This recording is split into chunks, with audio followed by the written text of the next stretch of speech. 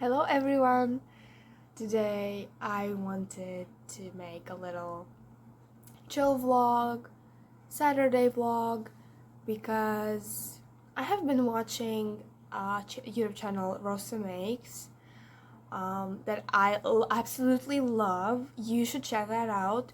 That girl is speaking Russian, but I think you can put on those automatic subtitles or something, so that won't be a problem actually. Yeah, and now I really want to make vlogs and videos similar to hers. And yeah, so basically I will tell you a little bit about her channel.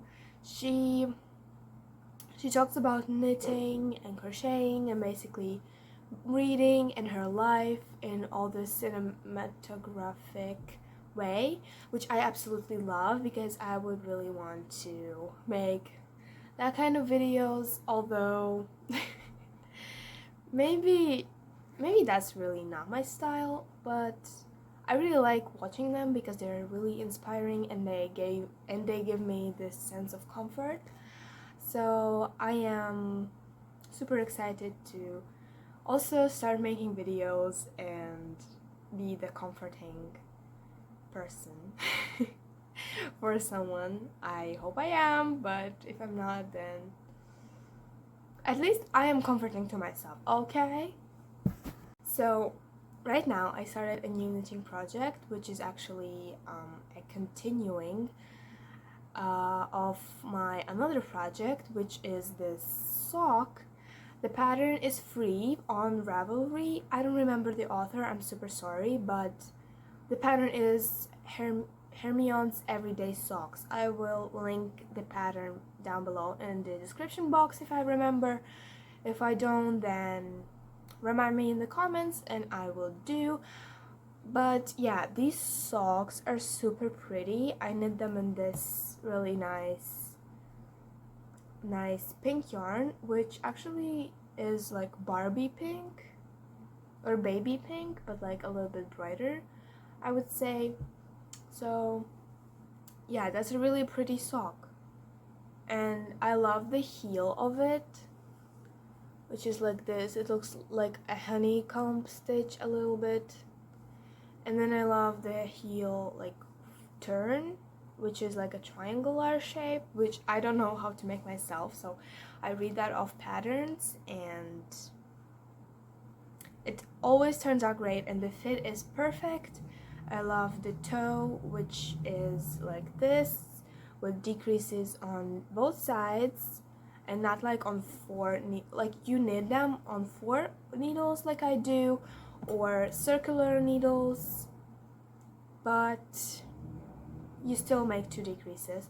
But on the other socks that my mom told me how to make, I make only like 4 decreases. So if I knit on double pointed needles, then that means that I make 1 decrease on each needle, as you can see here. But you know, this pattern was adjusted to circular needles, but so you had to like cast on like 32 stitches on each needle, so total is like 64.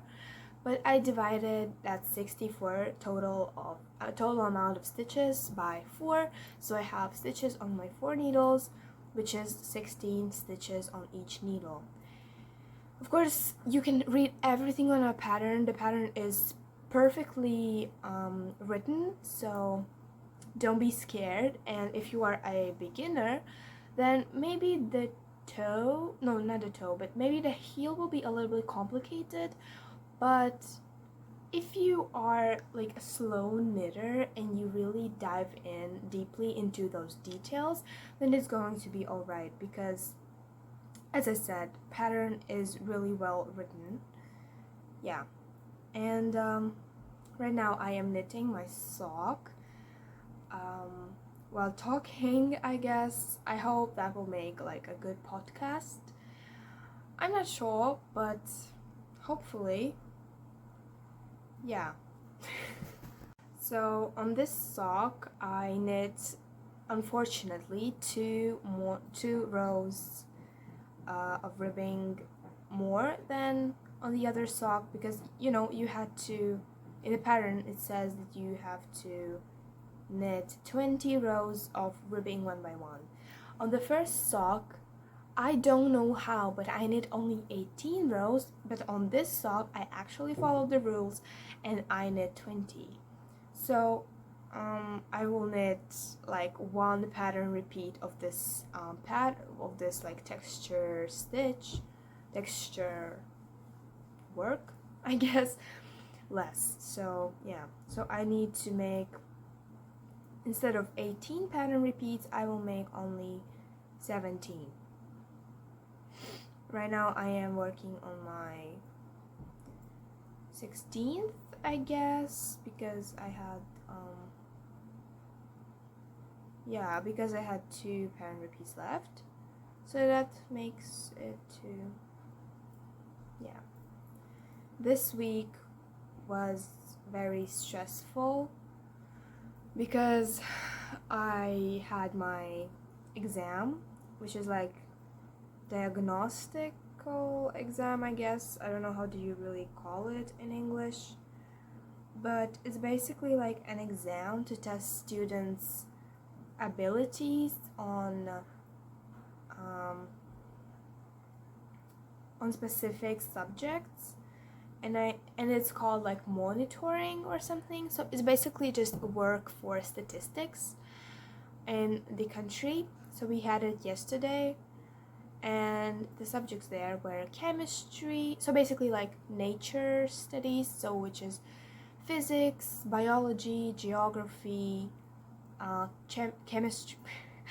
I remember how in English class my classmate said chemistry, so now I cannot say it the otherwise. So okay, no, but there was chemistry and design and technologies. I don't know why they put design and technologies in there, which was like really weird because it was really like out of context. For example, we had like a theme about like greenhouse effect and all that stuff, and global warming and everything, and there was just design, like think about your own personal design product that will help to deal with global warming. Like, I know like that is like a good, thing to put in an exam, but they cannot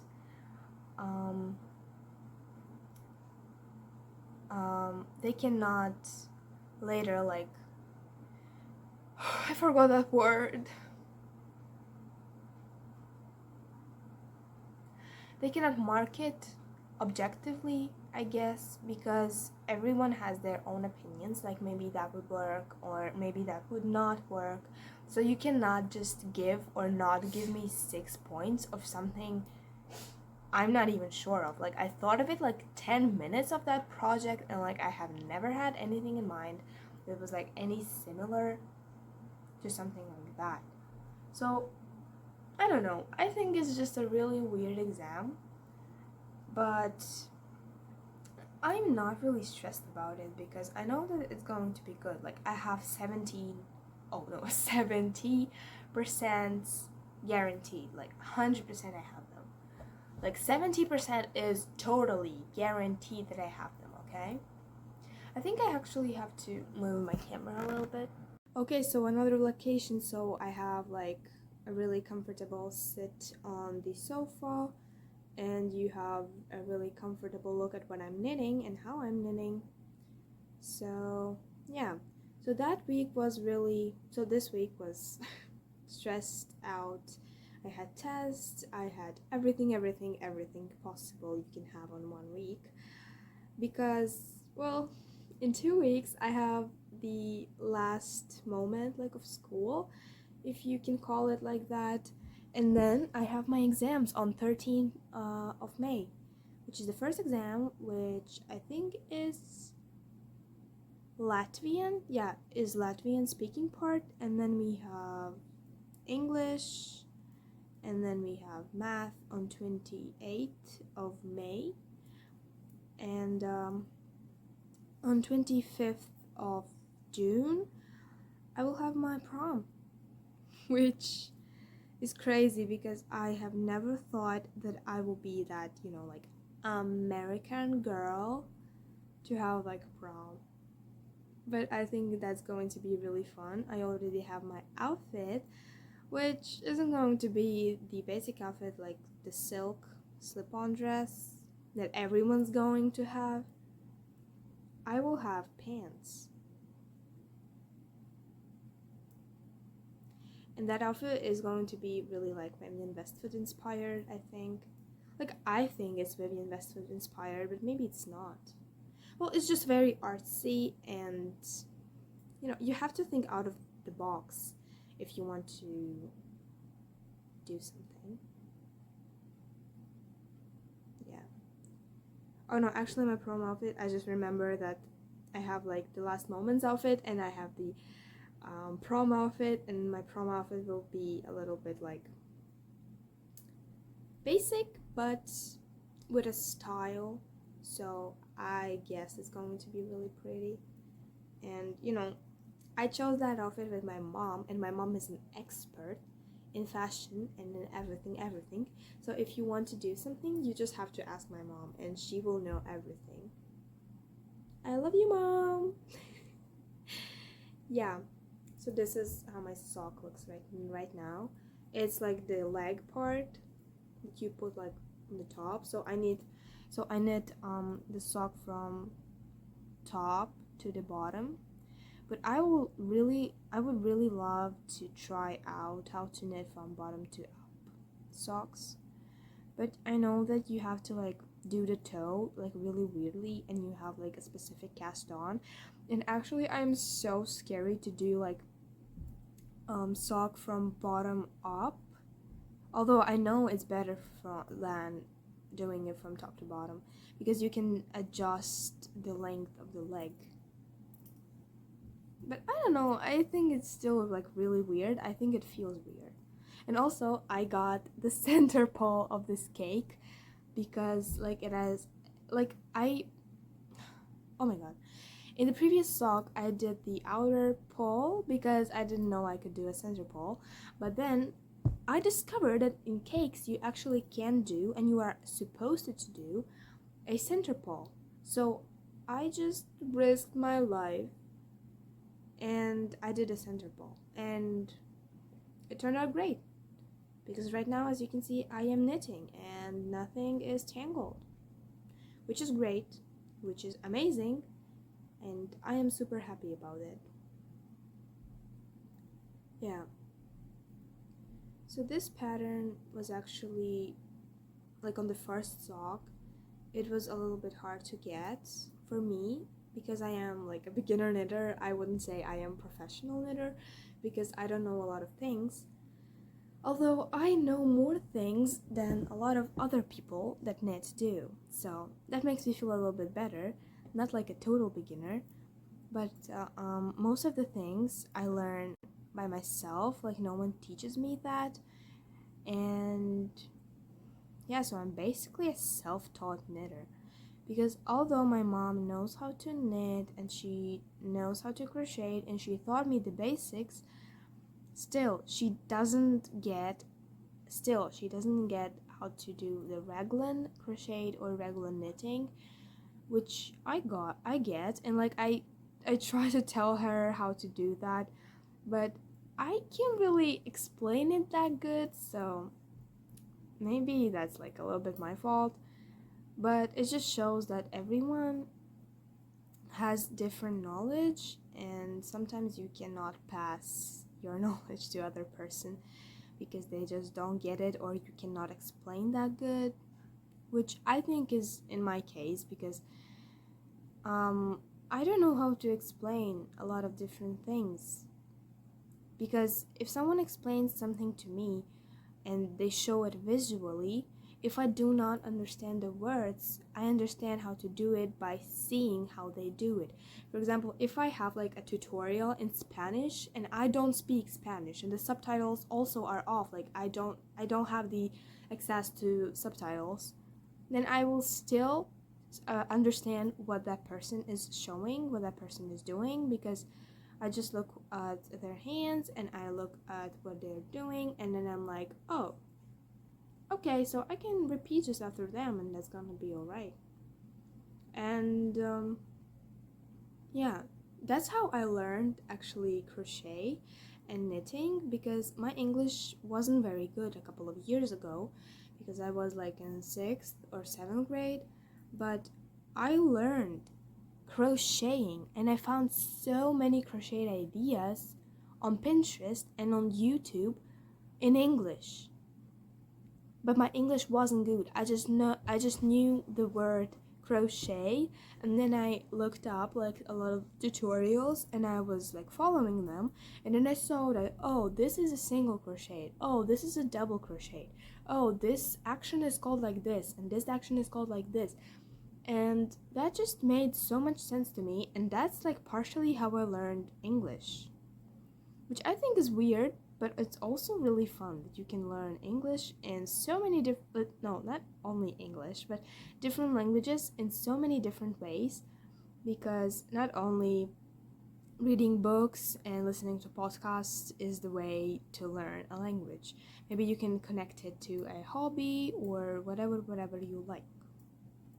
Yeah, and about about English, I am a little bit stressed for my exam, but at the same time I know that I don't have to be stressed because I will get it right. It's going to be all right, because I have like, we did like a test exam, like we were just looking at our skills, like what we need to learn a little bit more, and I have to study the, no, not study because I already know, but I have to use the complex structures, for example, like perfect, passive voice, or reported speech, or whatever, because right now I don't use them that much. I have to use the linking words a little bit more, like maybe complicated ones, and just explain the topic or my arguments a little bit more, because I am usually just really stressed that I will run out of time, or I will run out of space to write in, and then I'm like, oh my god, what do I do? Like, I don't have space to write, so I will just press everything and then don't include the important things. Yeah. But overall, I think that all the exams are going to be alright. For example, for the test exam on math, I got 60%. And that's like everything we have to know in like the last 3 years.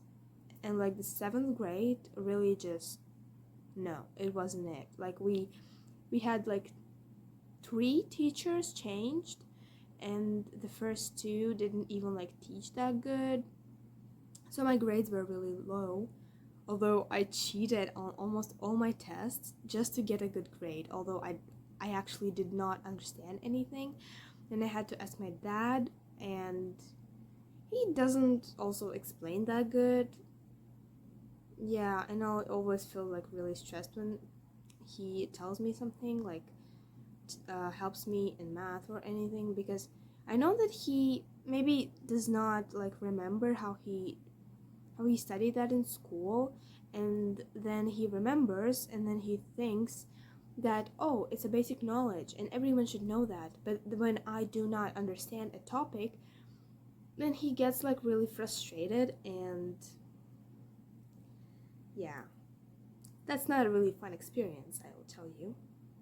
Okay, now I will count how many pattern repeats I have and how many I have to do. Okay, I finished the leg part of the sock, and while knitting those 2 rows I had left, then I rewatched the previous videos, like not the videos, but like the bits of this video, and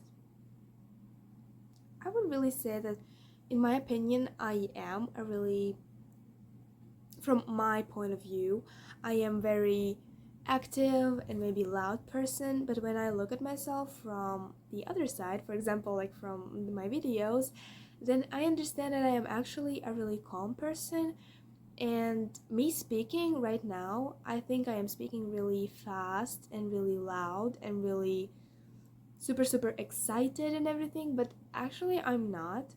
So I am not exaggerating as I feel I am doing.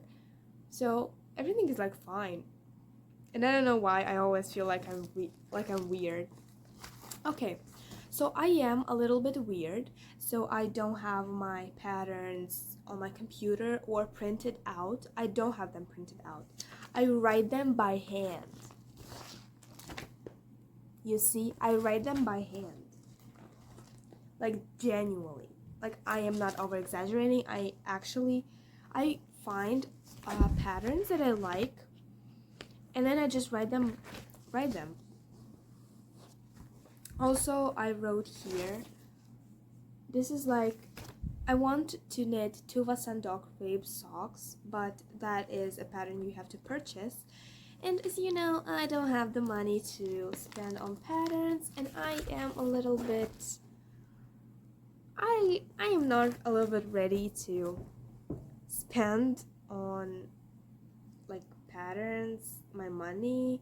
I know I have to support a designer, but I'm sorry, I would not. So I just found on a YouTube pattern that said like the show a YouTube pattern of some grandma showing how she knits rib socks, and I adjusted it a little bit to me so it looks like Tuva Sandok rib socks. I am a scammer, okay? Woo! Okay, now I am continuing on the heel flap. I have to knit 1, 2, 3, and then purl to end. You can see I am knitting very positively, very slowly, and right now I will probably